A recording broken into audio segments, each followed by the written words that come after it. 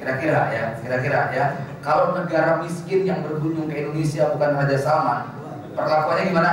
Beda, Pak. Beda, gitu loh. Pak, tetangga miskin main ke rumah kita sama orang kaya mau nyumbang mobil ke rumah kita, perlakuannya sama atau beda? Beda, gitu loh. Di dunia ini manusia akan tunduk kepada dua kelompok, yang punya bedil sama yang punya roti.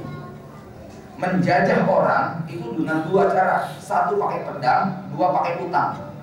Ya, ini metode penjajahan dari zaman dulu sampai sekarang.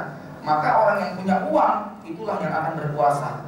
Kalau orang Islam ini punya harta, kebaikan sepenuhnya. Kenapa? Nikmal malu sholih fi yadi abdin sholih. Harta yang terbaik kalau ada berada di tangan mukmin yang baik. Marilah kita bertanya kepada diri kita, kalau sultoh dan kuah ini ada poin 1 sampai 10, berapa nilai kita?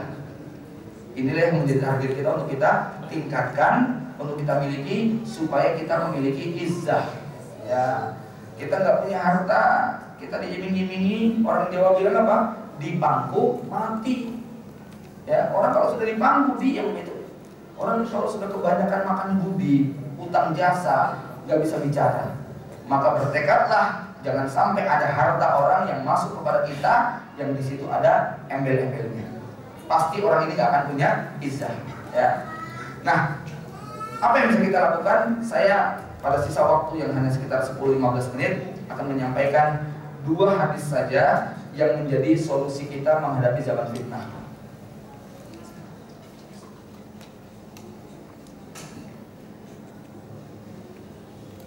Yang pertama, Nabi SAW ditanya, "Ya Rasulullah, manusia mana yang paling afdol?" Nabi kemudian menjawab, "Rajulun yujahidu fi sabilillah bimalihi wa nafsihi." Seorang yang berjihad di jalan Allah dengan harta dan jiwanya. Terus siapa lagi ya Rasul? Summa mu'minun fi shi'bin minasyabi ya'budullaha wa yad'un nasa min sarihi. Yang paling afdol pertama adalah seorang mukmin yang berjihad dengan harta dan nyawa. Terus siapa? Seorang mukmin yang tinggal di satu daerah, di satu lembah, di sebuah wilayah. Dia tinggalkan kerumunan manusia yang rusak, dia fokus ibadah di dalamnya. Ketika Nabi menjawab seorang mukmin yang berjihad, kita lihat di sini, ya. Pilihan pertama sangat cocok untuk penduduk negeri yang Allah karuniakan ibadah jihad. Kenapa? Dalam Islam punya konsep perang dan damai.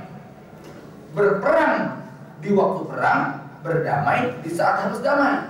Maka orang yang berperang di waktu damai ini adalah kecerobohan dan kebodohan. Berdamai di waktu perang ini kedunguan dan kekonyolan.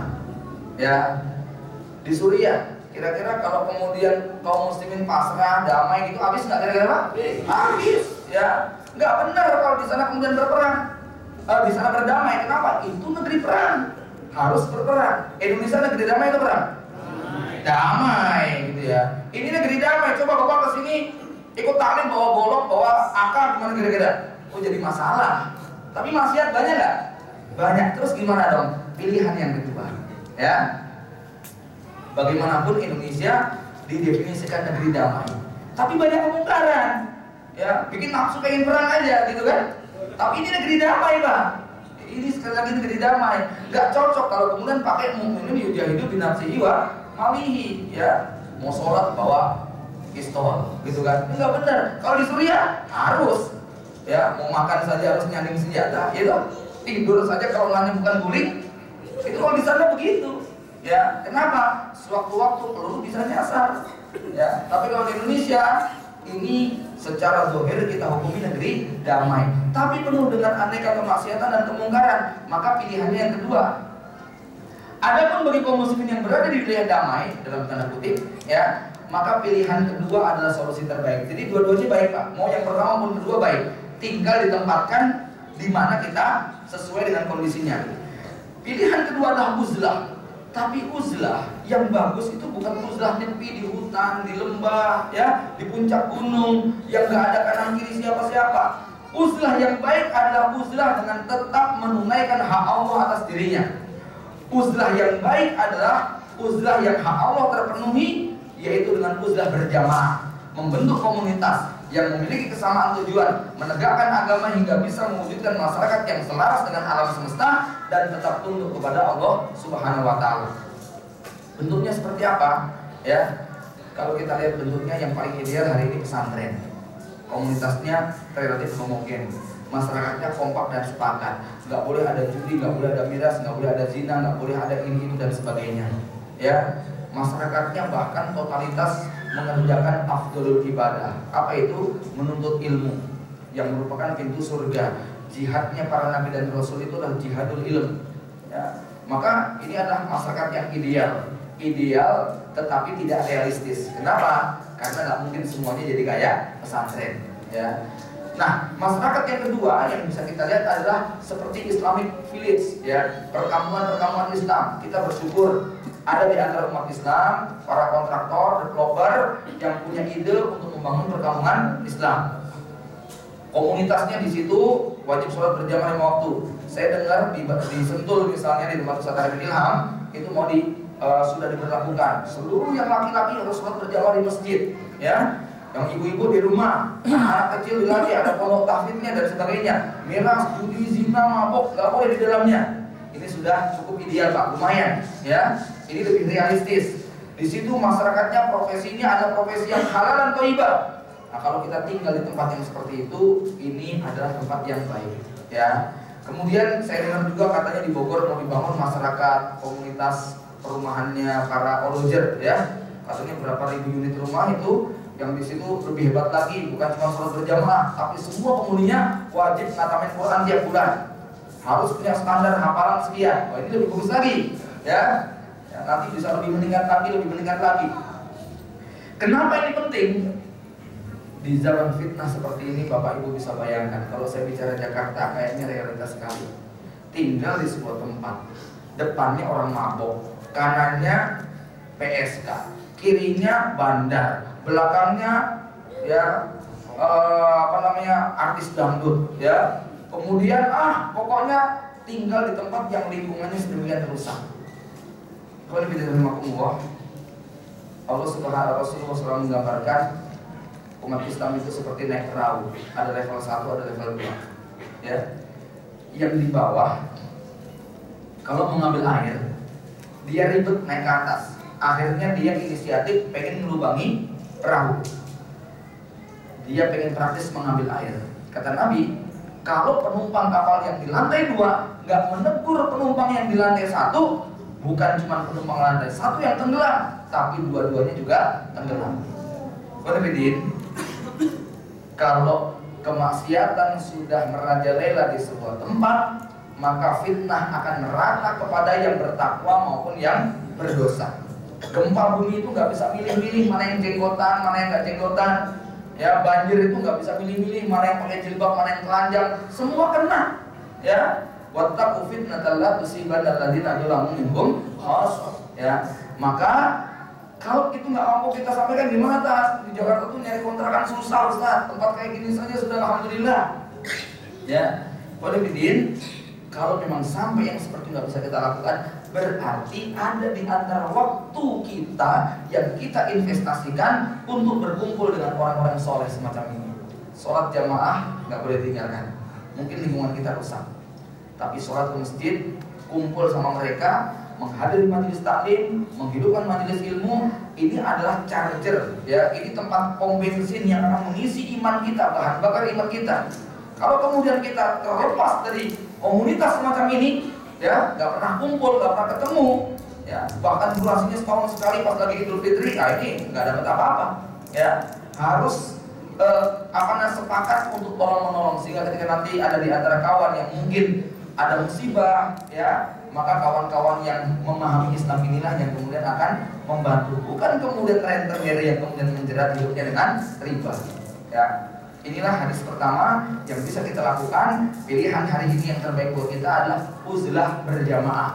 Uzlah yang tetap bisa menegakkan amar ma'ruf nahi munkar. Uzlah yang tetap melaksanakan sholat berjamaah, menghidupkan dakwah dan sebagainya.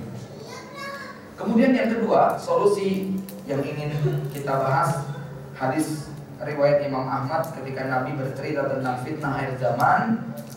yang isinya adalah orang pendusta diterima, pengkhianat dijadikan pimpinan, kemudian orang jujur disingkirkan, kemungkaran dan cercaan jadi kebiasaan, pemutusan silaturahmi adalah hal yang lazim dan sebagainya. Maka Rasulullah SAW kemudian bersabda, "Walladzi nafsu Muhammad biyadihi." Demi Allah, seorang mukmin itu seperti sepotong emas. Nafakhu 'alaiha sahibuha lam tanqus wa lam tughayyir. Maka hadis ini mengajak kita, jadilah sepotong emas, jadilah manusia emas, pribadi emas. Kita tahu yang namanya emas, Pak. Emas itu di mana saja dia memiliki nilai tambah. Nempel di jari jadi cincin, nempel di tangan jadi gelang, nempel di leher jadi kalung, nempel di telinga jadi anting.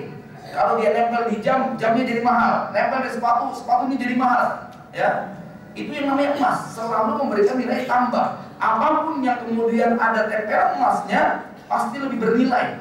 Emas itu dicemplungin ke comberan buat rebutan, ya. Nempel pada gigi nenek tua yang meninggal dunia dikubur bersama, itu perampok nggak takut menggalinya, nggak peduli wajahnya serem kayak setan, yang penting ada gigi emasnya, ya. Emas yang dicari, emas terkubur ratusan meter di perut bumi tetap dibongkar. Kenapa? Emas. Jadi yang namanya emas ini dalam keadaan seperti apapun, di tempat seperti apapun, dia tetap emas. Inilah pribadi mukmin.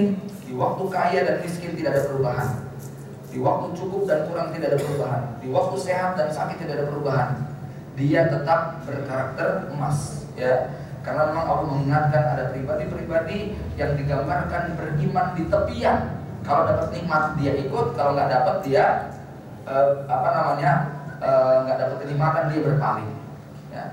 Kemudian yang kedua, Nabi SAW menggambarkan, "Walladzi nafsu Muhammad biyadihi, inna masalal mu'min laka masalin nahlah." Seorang mukmin itu seperti lebah. Bagaimana karakter lebah? Akalat thayyiban, dia mengkonsumsi yang terbaik.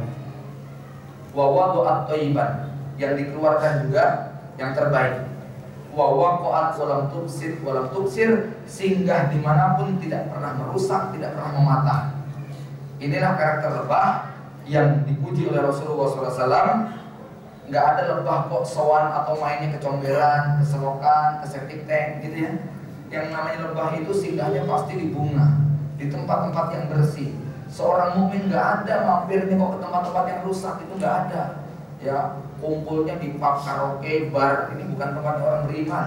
Ya, kumpulnya nyari orang soleh itu di pusat-pusat hiburan jarang, Pak. Orang soleh itu adanya di masjid. Ya, orang soleh itu adanya di majelis surga, majelis ilmu, ya. Kemudian yang kedua, wawadu'at thayyiban, yang dikeluarkan itu juga baik-baik. Karena makanannya baik, maka dia pun yang dikeluarkan baik. Kata-kata yang keluar dari mulutnya itu baik. Kalau dia itu makanannya riba, makanannya suap, makanannya itu adalah korupsi, wajar yang keluar dari lisannya nanti juga kata-kata yang kotor. Ini Pak, ada maling, ya, rampok. Dia nyongkel jendela milik korban. Waktu dia beraksi mau ngerampok itu, ada nggak perampok yang mikirnya nih, besok anakku disekolahin di pondok mana ya? Ada nggak, Pak? Nggak ada. Yang dipikirin apa? Besok rumah siapa lagi yang jadi korban? Ya. Jemaah yang benar Allah. Yang ketiga, wawaqat walam tuksir, singgah dimanapun tidak ada ranting, tidak ada dahan yang rusak, tidak ada daun yang robek, tidak ada ranting yang patah. Begitulah kira-kira kita bersikap kepada tetangga kita, kepada masyarakat kita. Seorang mukmin bukan biang kerok, bukan jadi troublemaker, tapi justru dia adalah problem solver. Dia menjadi solusi bagi masyarakatnya. Ya, jamaah masjid, aktivis pengajian nggak boleh jadi masalah di tengah masyarakat. Justru dia harus menjadi solusi umat. Ya, ketika saudara kita yang pertama kali jadi korban sakit dan sebagainya, dia sholat nggak sholat, kitalah yang paling berhak untuk mendekat pada dia. Saya kagum pada seorang ceramah seorang dai di luar negeri, di Eropa, ketika dia mengingatkan, ya, pada saat dia taklim, pengen berdakwah kepada para pemabuk, kepada pelacur, kepada pezina, kepada penjudi, yang didakwahi, ya ayo kita sholat. Ustaz, saya ini lagi mabuk kayak begini. Allah tidak menggugurkan kewajiban sholat bagi orang yang mabuk. Orang mabuk itu tetap wajib sholat, gitu ya. datang lagi ke pelacur, mbak, ayo mbak sholat mbak, oh saya kayak begini kok sholat. Pezina itu tidak gugur kewajibannya, tetap harus sholat walaupun zina. Jadi nggak disinggung zinanya pak, nggak disinggung mabuknya, nggak disinggung judinya, ya. Mereka disentuh bahwa mereka serusak apapun tetap punya kewajiban ibadah.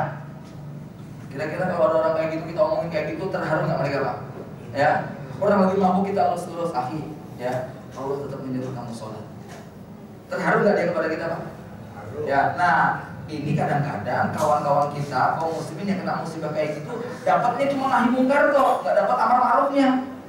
Ya, tetap harus kita seimbangkan. Ya, tetap mereka bagian daripada umat kita yang harus mendapatkan sentuhan kita.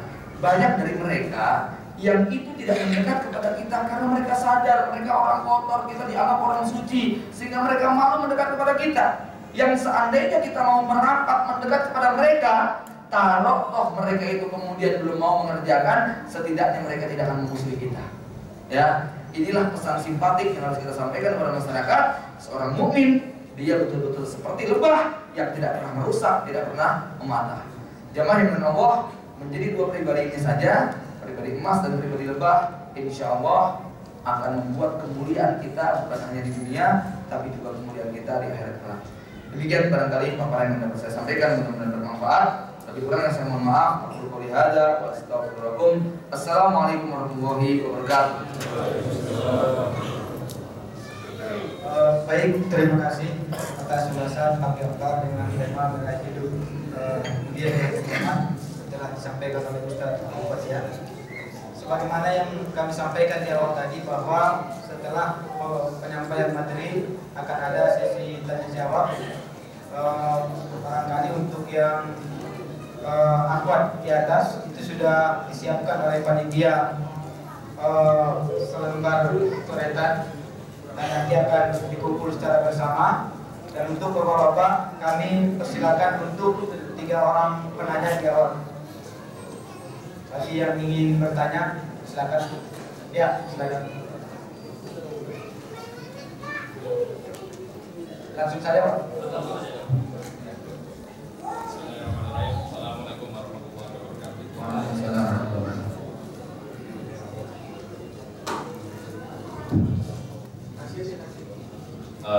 Pada Ustaz, saya mau bertanya mengenai tadi poin yang awal presentasi Pak, mengenai pembahasan hadis yang begitu besarnya fitnah akhir zaman sekarang. Jadi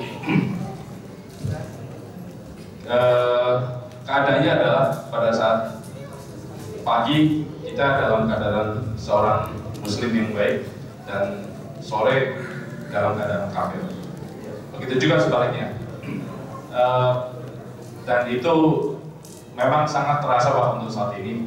Tapi dalam hal ini tolong dijelaskan lebih lanjut. Apakah definisi kafir yang terkandung di dalam itu bentuknya seperti apa? Apakah itu sampai ke pembatal keislaman atau yang dimaksud adalah dalam batasan seorang apa ya yang berbuat maksiat atau gimana? Ya, terima kasih. Langsung ya. Baik, Assalamualaikum warahmatullahi wabarakatuh. Terima kasih, pertanyaan yang sangat baik sekali. Memang kita harus hati-hati ketika berbicara tentang terminologi kafir, karena memang kafir itu sebagaimana syirik terbagi menjadi 2, ada kufur amali, ada kufur i'tiqadi. Ada kafir yang mengeluarkan seseorang dari Islam, dan ada kekufuran yang membuat seseorang hanya berkurang imannya. Nah, pada kalimat Nabi yang semacam ini mengandung dua-duanya. Yusbihur rajulu mu'minan wa yumsi kafiran, itu bisa dua-duanya.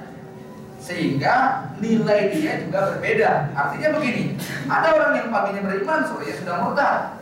Paginya masih muslim, karena kena bencana, musibah dan sebagainya, datang misionaris menawarkan kepada dia, ya mau nggak kamu utangmu tak lunasi, tapi kamu ikut kebaktian dan pembaptisan. Oke deh, nggak apa-apa, yang penting aku sudah terlepas dari segala utang dan lain-lainnya.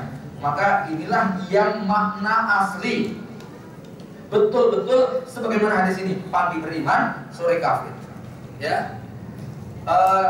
Tapi ada juga makna yang kedua, bahwa pagi dia itu masih beriman kepada Allah, tapi di sore harinya dia melakukan amalan-amalan yang sebenarnya sudah masuk dalam kategori kekufuran, hanya kita melihat dia masih sebagai seorang muslim. Tapi boleh jadi di sisi Allah dia sudah dianggap orang kafir karena melakukan perbuatan kufur. Ingat ya, ada kekafiran yang pelakunya tidak boleh disebut orang kafir. Ya, sebab apa? Mentakfir ini butuh perangkat yang cukup banyak, di mana itu bukan kapasitas kita sebagai orang awam. Secara teori begini Pak ya, beda antara muslim ke kafir, kafir ke muslim.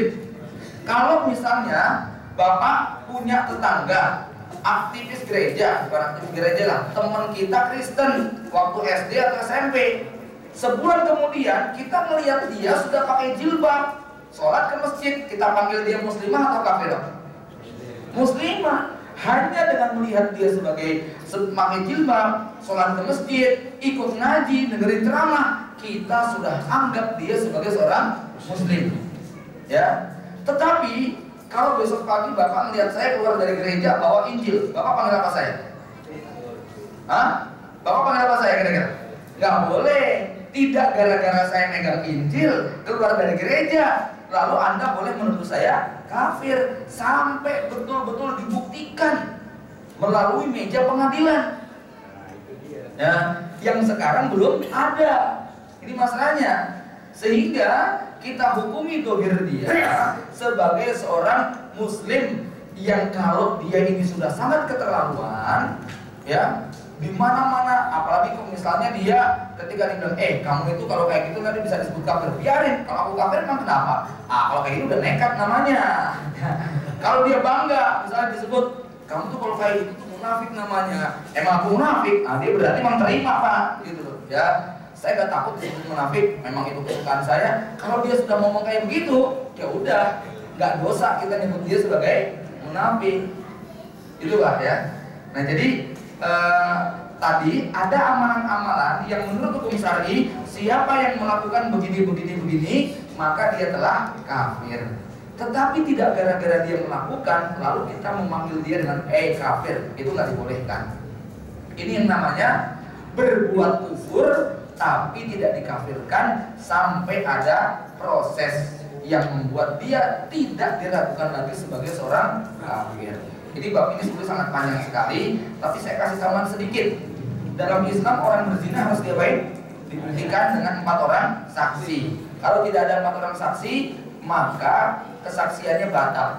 Walaupun saya melihat dengan mata kepala saya dia berzina, terang-terangan di depan mata saya, tapi nggak ada yang melihat kecuali saya boleh nggak manggil dia pezina? Nggak boleh, sampai dibuktikan pengadilan. Kalau saya bilang, dasar pezina, lalu dia nuntut saya ke pengadilan, saya menang apa kalah? Kalah, karena saya nggak punya bukti. Ya, jadi tidak gara-gara saya melihat dengan mata kepala bahwa dia itu berbuat zina, saya boleh manggil dia sebagai seorang pezina. Tetapi karena saya melihat betul, nggak mungkin kalau dia besok melamar anak saya akan saya kasih, gitu loh. Ya, saya nggak mau kerjasama dengan dia, karena saya tahu betul siapa dia, walaupun saya nggak boleh memvonis dia. Begitulah kira-kira dengan amalan-amalan yang lainnya. Begitu Pak ya. Mudah-mudahan bisa membantu. Baik, untuk penanya kedua, kami persilakan. Ya, silakan. Assalamualaikum Pak. Assalamualaikum warahmatullahi wabarakatuh. Anak lihat di sini ada revolusi Timur Tengah, tangga menuju khilafah. Tapi anak juga dengar katanya khilafah itu sudah selesai ketika Amir Muslimin Utsman bin Affan Ali itu selesai kepemimpinannya gitu Pak. Mohon baik dijelaskan. Bapak Ibu sekalian, ya, kalau kita lihat hadisnya tidak demikian. Takunu nubuwatu fi masya Allah an takun summa yarfa'u idza sa'a yarfa'. Summa takunu khilafah rasidah, ya. Masya Allah takun. Summa takunu mulkan 'adl. Lihat itu ya. Dari khilafah tiba-tiba menjadi mulkan. Ya. Kemudian apa? Setelah itu menjadi mulkan jabariyah. Setelah itu khilafah rasidah. bahwa Nabi menyebut dengan kata-kata dari khilafah menjadi mulkan, itu adalah hakikat sistem, di mana sistem khilafahan itu tidak diwariskan. Sedangkan ketika menyebut kata-kata mulkan, maka itu adalah yang terkait dengan sistem kepemilihan. Sedangkan penyebutannya yang namanya Umar bin Aziz disebut khalifah bukan? Khalifah tetap saja di sepanjang sejarah Bani Umayyah disebut sebagai khilafah. Ya toh? Ini nggak bisa dinafikan, sehingga kata-kata tadi itu hanya pilihan bahasa. Hakikatnya mereka adalah khalifah. Maka walaupun sekarang ini disebut sebagai mulkan Jabariyah, tetap saja ada yang menyebut rajanya sebagai khalifah. Maka kalau di Arab Saudi, Raja Salman dianggap sebagai khalifah. Di Indonesia disebut khalifah nggak? Ya tergantung yang dipanggil mau apa enggak, gitu kan? Ya, kalau maksa-maksa dianggap sebagai khalifah, yang dipanggil mau apa enggak? Ya, tapi hakikatnya dia sebagai pemimpin. Namanya bisa khalifah, bisa amir, bisa raja, bisa malik ya. Nah, seperti bidin rahimahumullah. Jadi kalau yang dikatakan tadi adalah hanya berakhir, ya secara sistem kekhilafahan itu berakhir pada zaman Ali bin Abi Thalib. Bahkan para ulama menganggap Umar bin Abdul Aziz itu sebagai khulafah Rasyidin karena saking apa? Rasyidnya kepemimpinan mereka. Demikian, Pak.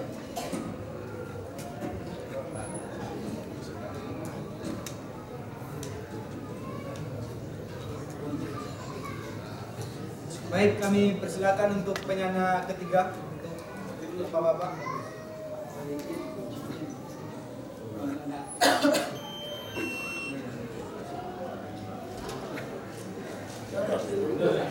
Ya, silakan. Assalamualaikum warahmatullahi wabarakatuh. Nama saya Ahmad. Saya ingin bertanya mengenai fitnah tadi. Bagaimana menjaga diri kita dari fitnah, Ustaz? Dari fitnah terutama dari golongan jin. Begitu, Ustaz. Terima kasih. Baik, Bapak Ibu sekalian, insya Allah nanti pertanyaan semisal itu kaitannya terus apa yang kita lakukan. 2 poin tadi sebetulnya sudah kita jelaskan, tapi saya akan tambahkan dalam poin ini 5 bekal menjaga iman di akhir zaman. Nanti akan saya sampaikan pada bagian akhir sebelum nanti saya menjawab, karena ini biasanya jawaban ini menjadi jawaban pamungkas, jawaban akhir yang menyempurnakan dari semua pertanyaan-pertanyaan yang ada. Ya, saya akan jawab terlebih dahulu pertanyaan dari Umar yang saya lihat ini bisa dibilang nyambung nggak nyambung, tapi ya tetap harus dijawab karena tadi agak disambung-sambungkan. Ya, yang pertama, Ustaz, saya sudah menikah 4 tahun dan sudah sangat menantikan seorang anak sebagai anugerah terindah dari Allah. Ya, amalan apa yang harus saya lakukan supaya segera dikaruniai anak oleh Allah Subhanahu wa Ta'ala? Bapak Ibu sekalian, memang berbicara yang satu ini, mohon maaf ya, saya memang sedang dapat ujian. Kalau waktu kumpul dengan teman-teman reuni ditanya anak antum sudah berapa? 11. Itu kawan yang nggak punya anak, kemudian Masya Allah gimana ya caranya ya, kalau saya ketemu dengan orang yang dia itu ekonominya sulit, nggak punya kerjaan, terus ketemuan saya kasih amplop 1 juta, selesai nggak kira-kira? Lumayan menyelesaikan, ya dong. Senangnya bukan main. Tapi kalau kemudian saya ketemu dengan seperti ini, saya harus cerita apa, Pak? Gimana ya? Mau kita ceritakan kebahagiaan kita, dia tambah menderita, ya dong? Ya, karena kita nggak boleh bercerita punya anak banyak di depan orang yang nggak punya anak. Kita nggak boleh bercerita tentang banyaknya duit kita kepada orang yang lagi bokeh, kan begitu? Ya, kita nggak boleh bercerita tentang nikmat sehat kepada orang yang lagi menderita sakit. Ya, tapi Bapak Ibu sekalian, saya tidak tahu apakah yang mengalami ini ibu yang bertanya saja atau juga ada di antara Bapak Ibu lainnya yang juga merasakan.